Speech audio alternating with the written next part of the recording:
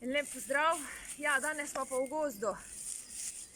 Nabirali bomo spomladansko reso, poznamo tudi jesensko in obe sta enako uporabni. Spomladansko reso boste našli bolj v iglastih gozdovih, ker ima rada bolj kisla tla.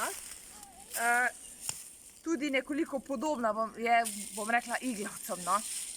Njeni listki so podobni iglicam, cvetovi so pa takile bledo do temno roza. Spomladanska resa se uporablja pri razstrupljanju telesa in vnetnih mehurja, razkužuje sečila, pospešuje odvajanje vode. Je diuretik, antiseptik, razkužuje sečne poti. Najbolj se pa priporoča moškim pri težavah s prostato. Vsebuje čreslovine, flavonoide, kremenčevo kislino, mineralne snovi. Uporabljamo jo kot čaj, to pomeni, da naredimo poparek. Najboljše pa je, da se uporablja spomladanska resa kot dodatek drugim zeliščem, saj je sama po sebi precej močna. Zato je dobro, da jo uporabljamo da damo zraven k čaju še bezeg, brezo, kakšen rman. S tem pa samo še potem nekako poudarimo njeno delovanje. Kot sem že povedala, je odlična za razstrupljene telesa in pa pri vnetih mehurja.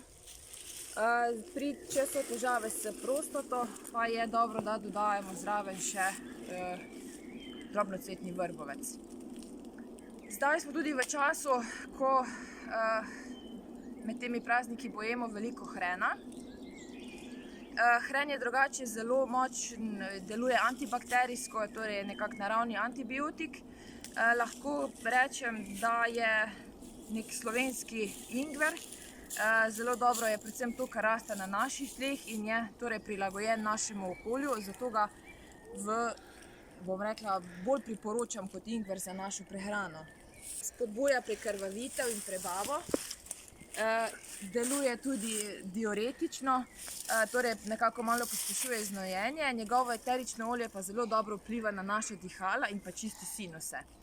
Vendar naj poudarim, da je čisto dovolj, če ga vzamemo nekje 2 do 4 grame pred obrokom svežega in maksimalno 4 žličke na dan, saj večje količine lahko dražijo ledvica in nekako lahko pride do krvavitev v ledvicah. Tako da jaz vam želim med prazniki neko zmernost, vsega po malem, veliko zdravja. Lep pozdrav!